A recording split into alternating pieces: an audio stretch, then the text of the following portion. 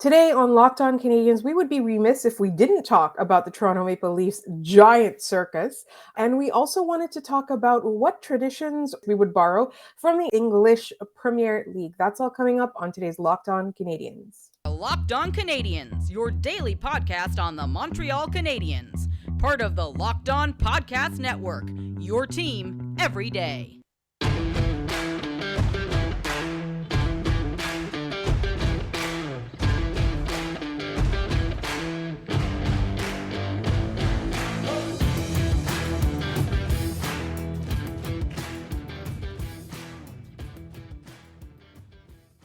Hi there, everyone, and welcome to episode 849. Today's episode is brought to you by Gametime. Download the Gametime app, create an account, and use code LOCKEDONNHL for $20 off your first purchase. My name is Laura Sab, also known as the Active Stick, and I'm joined, as always, by Scott Matla, who, like me, wants to talk a little bit about some drama going on, in Toronto as we try to avoid talking about the Leafs, but sometimes you just can't.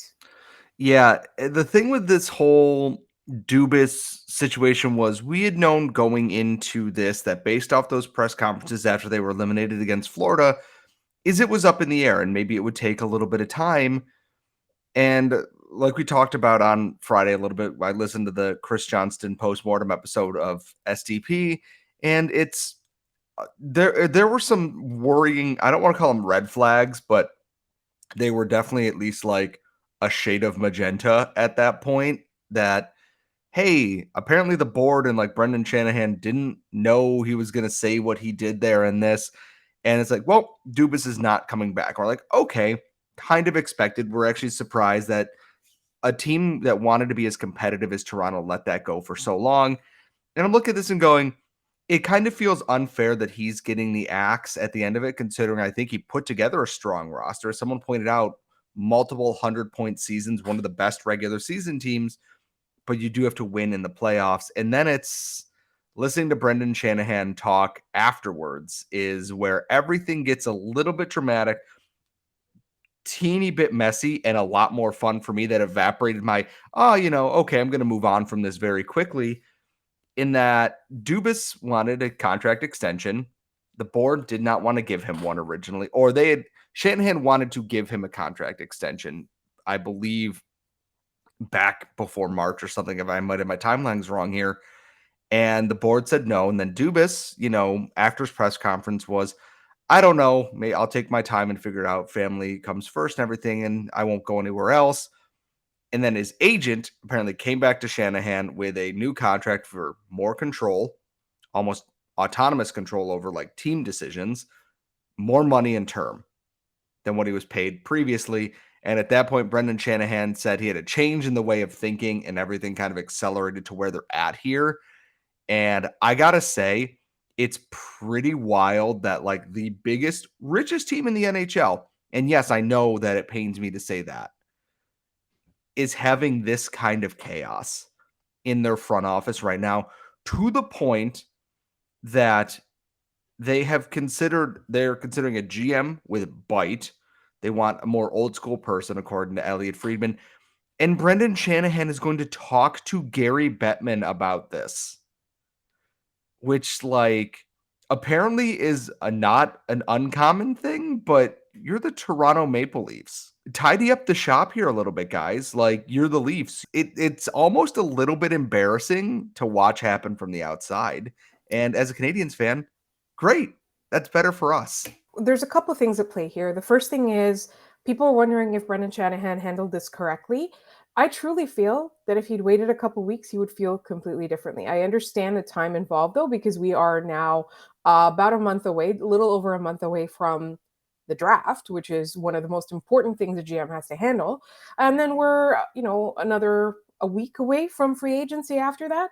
So I get that it's a really, really crucial time and he wants to make a decision as soon as possible. He wants to hit the ground running with a new person. But a lot of the timeline sounded partly like hurt feelings. And so to me, if you had this vision all along that you wanted Kyle Dubas to continue on, which is from the press conference, that's what it seemed like up until elimination night, right? Like they wanted to continue what they'd started together. It felt like not sour grapes, but I also think that once there was a moment where he started to think that there was a possibility that he might want someone else's GM, it just inevitably you start thinking about it. Like once somebody gives you the hint that they want to move on from the job that they have and you're in charge of hiring their replacement, you start thinking about other things, right? And then that becomes more and more attractive to you the more hurt you are about what somebody said, right? And then coming back with that new proposal for a contract after Brendan Shanahan had been hammering it out with the agent for 2 months. 2 months, right? Since March. Coming back with that, like, I feel like I understand that it feels insulting, but I still strongly feel that had Brendan Shanahan waited another week or two, one, he might have made a completely different decision about the GM in general and kept Kyle Dubas, and two, he would not have handled that press conference that way. I mean, one of my friends who's a Leafs fan was like, "Is he out there trying to render Kyle Dubas unhireable?" Like, and then other people were just like, "He's just being toxic," right? And he's coming from a place of emotion, and so that to me was very clear, and is it's honestly like the timeline was too short for this decision to be right either way. Like I would have thought about it a lot longer if I were Brendan Shanahan. And again, I'm not in charge of the Toronto Maple Leafs, right? But I just think as a person in the world, um, waiting a little bit longer when you're coming from such an emotional place would have made sense. But for us, like what's good for us as Canadiens fans is that there's no denying that the Toronto Maple Leafs built a regular season juggernaut. They did. It was going to be a matter of time and better decisions away from them getting to a cup, right? That groundwork that Kyle Dubas laid was important and it was progress. And there are a lot of people talking about how the Toronto Maple Leafs will win a Stanley Cup before the Montreal Canadiens even come close to sniffing one. Well, we already know the Canadiens came closer than the Leafs to sniffing one a couple of years ago. But now walking that decision back, like taking everything that they built, walking it back, they're going to be trading one of their star players. And I know a lot of our commenters are like, we don't want anyone tainted with that Leafs brush. You can't deny their talent though. And you can't deny that if you put them in a better position and you had a better coaching staff, a more motivational coaching staff, you can't deny that they could have gone further. It's not that they lack skill. It's that they were just not put in the right position and given the right motivation. So now the Leafs are going to get probably let go of one of those big name players, their core four or core five, if you want to count Morgan Riley. And I know a lot of our listeners, in fact, so many of the commenters said they didn't want anyone tainted with that Leafs brush. But taking a star away from the Toronto Maple Leafs isn't going to hurt the Canadiens. Whether or not that star comes to the Canadiens or not, that's still going to benefit us. Having the old school mentality creep back into the Toronto Maple Leafs while the Canadiens go bold and look towards the future, that's going to benefit the Montreal Canadiens. Like to me, I understand that like it's possible that the next person comes in and does make positive changes with the Leafs, but for me, I think like there's no way that you can progress forward. Like at some point, some like they're going to lose important players, and they're going to have to take a step back in terms of quality. Scott, any parting thoughts?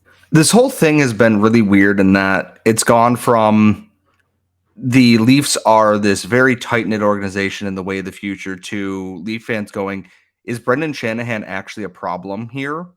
Is the Shanahan plan dead now and everything else? It's such a weird turn, and and obviously everyone's going to pick a side here because you have the old school people who love Brendan Shanahan, even the new school people who did. It's such a very weird razor thin spot, and the players are going to come back because they know they're going to get paid one way or the other. And they're like, I want to come back. I want to come back. I want to come back. I'm curious now how we're going to see who was part of the Dubas program here because they fired their AHL coaches. They have changed a bunch of things here. What's next? It feels like for the first time in a little bit that we don't know the path forward for the Leafs here. And they're talking to guys like Brad Treliving. There's got Brandon Pridham is interviewing for other teams out of Toronto. It feels like we're going to go from what's normally a stable Toronto's going to run it back and add some pieces to what is the future for the Toronto Maple Leafs here. And we don't really know right now for the first time in a while. And hopefully it is a regression. And so in our next segment, what we are going to talk about is what would we borrow from the EPL to the NHL? But first, this episode is brought to you by Gametime. How often do you find out an artist you love is coming to town and then you miss the boat on buying tickets and you're scrambling to get your hands on tickets at the last minute? This has happened to me so many times with more than one stand-up comic, with sports teams, with artists, and getting tickets should not be as stressful as I've made it. Enter Gametime. Gametime is the place for last minute ticket deals with flash deals, and it's so easy to use. You can forget planning months in advance, like, I was worried that I missed the boat. Gametime has deals on tickets right up to the day of the event. You can get exclusive flash deals on tickets for football, basketball, baseball, concerts, comedy, theater, and more. And the Gametime guarantee means you're always going to get the best price. Always. If you find tickets in the same section and row for less, Gametime will credit you 110% of the difference. Snag the tickets without the stress with Gametime. Download the Gametime app, create an account, and use code LOCKEDONNHL for $20 off your first purchase. Terms apply. But again, create an account and redeem code LOCKEDONNHL for $20 off. Download Gametime today. Last minute tickets, lowest price, guaranteed. Speaking of last minute tickets, one of the things that you tend to have to do months in advance is get tickets to an EPL game. I still have not successfully done so, but obviously because I live across the pond and I have to time it very carefully. But our good friend Robert Rice has sent us a mailbag question that we wanted to spend a little bit more time on than we had last week in our Friday episode. And Rob says, hello, currently on holiday in the UK. Laura, I assure you this is contextual to the question and not a brag. Please don't give the camera the evil eye when you read it. As you guys all know, I love going to the UK on vacation. Rob says, while obviously we can agree, borrowing the idea of relegation from the European football or soccer, for those who think a game played mostly with your hands should be called football, would be fun, even if we have to acknowledge it would have happened to Montreal a few times. What other part of the system would you like to copy? For example, a 2-month window in the offseason to conclude all player movement and one glorious month of chaos during the playing season to settle all player movement. B, scrap the draft. Let pro teams run academies and youth teams to build their next generation and let any team sign anyone who wants to play for them. And C, kill all the noise in the arena and just let the fans get some proper chants going. Less compelling than altering the way player movement is handled? Yes. But tell me you don't want 21,273 fans chanting X gon' give it to you every time Arbor hits the ice, or altering the lyrics of an 80s pop tune to call out some rubbish officiating. All right, let's start with the relegation idea, even though he said, we've talked about this already in the past and it would have happened to Montreal. Why not? Why hasn't the idea of relegation caught on, not just in the NHL, but North American sports in general? So I think part of it is because there's too much money and there's not the depth to the leagues and the history of what's going on here. Is that, yeah, hockey's been around since the early 1900s. They've been playing football since the early 1800s in a lot of these leagues here. And even newer teams that, have joined, by coming up or being funded and coming out of non-league football, it's just, it doesn't have the same history to that. And there's not enough space for because we're looking at hockey, but I'm just talking wide scope here. The NFL doesn't have other teams. They don't have feeder clubs or anything like that.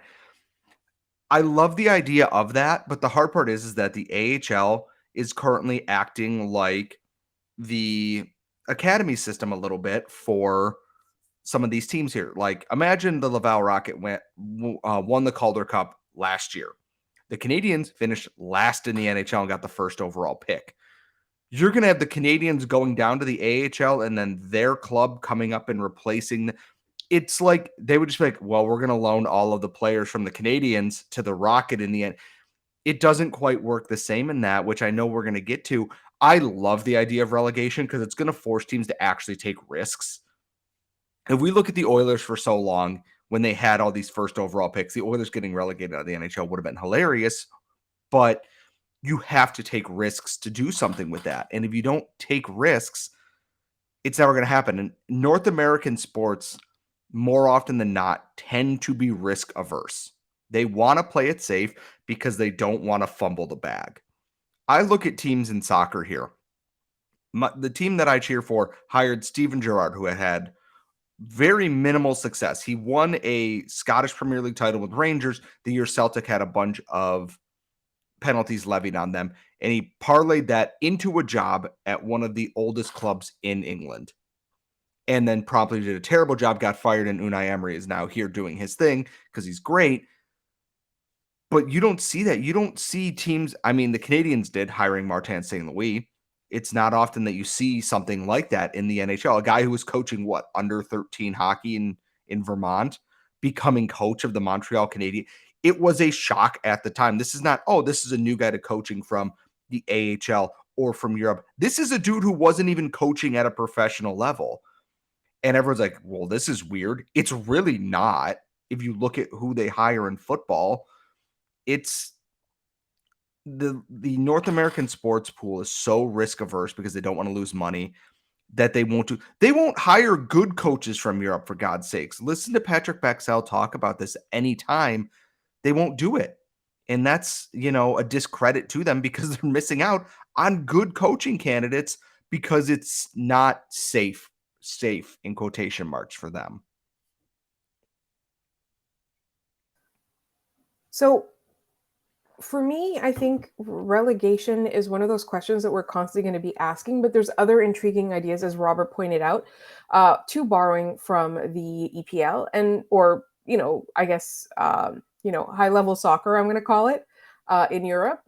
And I think one of them is a 2-month window in the offseason to conclude all player movement and one glorious month of chaos during the playing season to settle all player movement. So the idea is, I guess, correct me if I get this wrong, but off season is when you do player moves, and then there is a transfer window during the playing season in which you can do buying and selling players. There are two transfer windows. There's the summer transfer window, which is starting in a couple of weeks as the Champions League and stuff all comes to an end. The Premier League has a couple of matches left. And then there is the January transfer window that basically kicks in for a month in the middle of the season to make loan moves and everything else. I don't want to say because the NHL is just one big window, basically from July 1st till the trade deadline. And then they allow some AHL moves. But I almost wonder, do you do a summer window for up until the start of the season and then nothing? But it's hard because squads in soccer are much, much larger and there's not a salary cap, which is a hard thing. So I think the NHL is kind of stuck with that the way that it is. But we can actually talk about this in the next segment because I have a lot I want to talk to about the idea of loans and academies stuff because I think that'd be really exciting. And our next segment is coming right up. All right, let's talk about this loan and transfer stuff. All right. So those who follow football, and I know a lot of our listeners do, I know we have a lot of listeners in Europe, in North America who also watch the Premier League, watch La Liga, watch Serie A, watch Bundesliga, everything like that.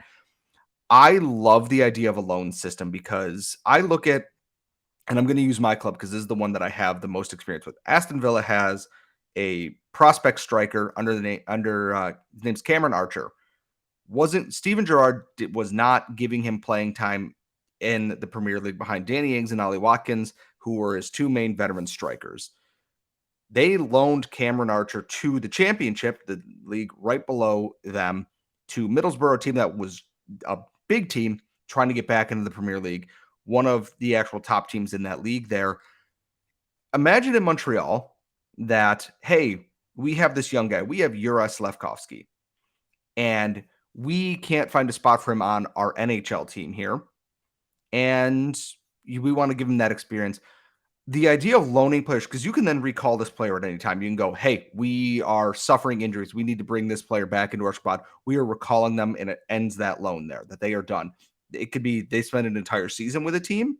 They could spend 2 months with a team and then move on somewhere else. Sometimes it's just getting fitness, and they allow them to do that. I'd almost love that idea in that, hey, we're going to loan this player. Like, let's say it's someone that we're going to loan them to a team in Western Canada. That's where they're from. They're coming back from an injury. We don't have a lineup spot for them right now. Or there is obviously the loan system between North American hockey in Sweden and Finland, no longer the KHL due to other things. The hard part about that is once you send them back, usually you cannot just recall them on a whim. Even on the only way you can do that is with like emergency circumstances, and that's usually just from uh, the Canadian Hockey League here.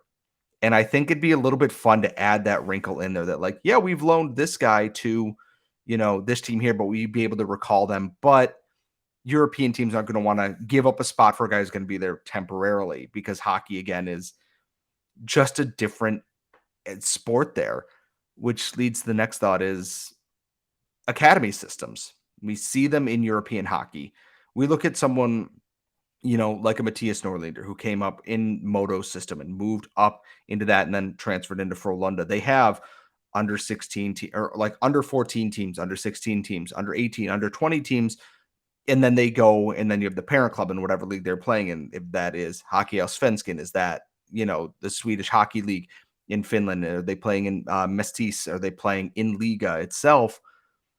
The idea of an academy in North America is something very interesting because, okay, do you draft these players from, let's say they drafted Owen Beck and go, okay, we now have our academy system. We are going to play him in our under 20 team here in, let's just call it North American under 20 hockey or whatever, versus the OHL. It's the same style league, same age players. It's just you're playing only against drafted players there. It would be an interesting thing because it would probably, one, it would kill the CHL, which I don't think the NHL wants to do. But I love the idea of academy systems because it allows you to home grow your talent, basically. If you scouted this player, you have soccer players who they found when they were like 6 years old and have played in that academy their entire life. Jack Grealish was at the Villa Academy from the time he was a child up until he was sold off to Manchester City a few years ago. And you don't see that in hockey because players are picked when they're 17 or 18, except in Europe where maybe they came up in that system there. But it's such a fascinating idea. And I don't think they'll do it though, because again, everyone's so risk averse and the CHL would probably cease to exist at that point. I also think that that's the kind of system that benefits, that disadvantages teams with less money in smaller markets. So I think that's another reason why people wouldn't do it. That's the academy system is one that really truly does benefit teams with bigger pockets, better ownership. And again, like you can argue that that's something that, it will encourage better ownership. It will encourage risk taking. It will also encourage owners taking interest in the product in a positive way, as opposed to just being controlling and looking at it as a vanity project, which I think it would be a good thing. But like Scott said, the CHL would cease to exist. People are risk averse, but also that would really, really only benefit rich teams, right? A lot of that stuff, even the transfer window, it would benefit rich teams. Like the relegation, it would benefit rich teams. So there's a lot of stuff there where it's like, I understand that in North America, it's kind of equalizing. And the goal is to make things a little bit more like parity, blah, blah, blah. I get why they don't do it, but it's such an intriguing concept. And finally, the other suggestion that Robert had was to stop making games a production with graphics and music and stuff like that and just let the crowd create the atmosphere. So I have a tweet that I'm quote tweeting onto Twitter right now about crowd atmosphere. And it's one of my favorite things. Soccer chants are very fun. Football chants for those who are there. And this quote comes from Dave Loach too. American sports fans, they cheer defense, defense. British sport fans, all right, lads, I've worked up a song to the tune of Debussy's Claire de Lune about an opposing player's drunk driving charge. I'll count us off. And you have an entire supporter stand singing a song. And some of them are grossly inappropriate. We will make that very clear. There is a lot of grossness that goes along with that. But at the same time, there's something very special about that because it's for the team. It's not going to arena and, just chanting ref, you suck, or this or that.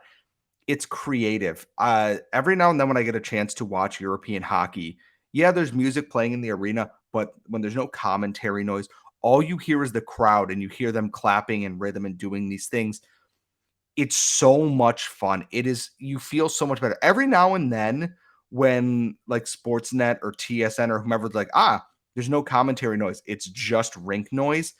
It makes the game feel that much different.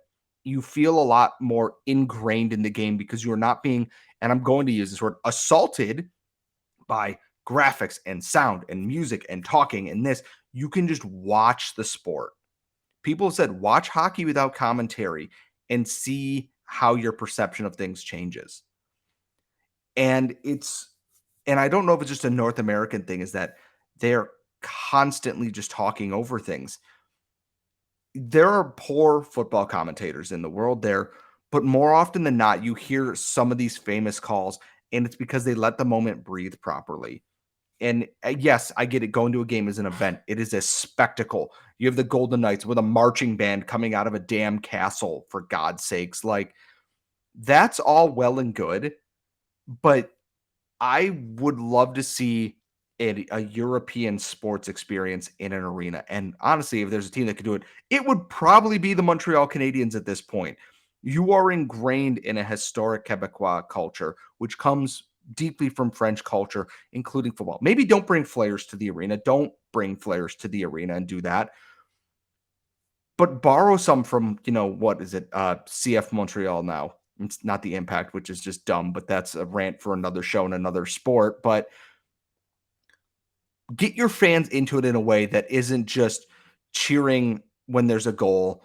Like, I would love to hear the Bell Center as a group sing X Go and Give It To You when Arbor Jacki beats somebody up. Or We've Got Super Cole Caulfield. I just don't think you understand. Things like that would make the sport feel so much more open and welcoming to fans. You were part of this team here. A community. Yes. And if you haven't watched the last episode of Ted Lasso yet, Rebecca's speech to the other owners there is that we do not own these teams. The teams belong to the fans. And that is, I think, a really important part that hockey sometimes misses. It's for the fans. And if you are one of those 20,000 people in an arena singing and chanting along, you are part of the team. You are part of that culture. And I think it would be a huge, huge boost to help make it a more welcoming place there. You get to go in, you get to chant, you get to hang out with a bunch of other people, and then you leave and you do it again in a couple of days. It's special. I want to thank Robert for this question because it brought out a side of Scott that we rarely see, which is it's not a rant, it's like a spiel, I guess. It's a monologue, but it's all really fun to talk about. And I think this is a great question. And I want to remind everybody that you guys drive the content of this show. You can, if you want us to talk about things, let us know, send us ideas like this. Like, you can email them to us at lockedoncanadians@gmail.com. You can leave them to us in the YouTube comments. You can tweet them at @LO_Canadians, because it is the off season. We have a little bit of freedom to talk about some things that you guys want to talk about, that you guys want us to bring up. Maybe you want us to do a little bit of research and do a historic review of every time the Canadiens beat the Bruins. We're working on that one. Maybe we want to do a hangout with some of our favorite guests. We're working on that one too. It is up to you. Don't just complain about content. Tell us what you want to hear, and we will try our best to bring it to you, because we are your show. We're your team every day. And we want to be something for everybody. Not everybody likes the same things. Not everybody likes the same kind of content. But we don't want to do the same show 5 days a week. We want to give you guys what you want, and we want all of you to have a say. Some things are going to be more appealing to others. Some things are going to be more appealing to you, but you drive it. And I always want to remind you that you drive the content of this show.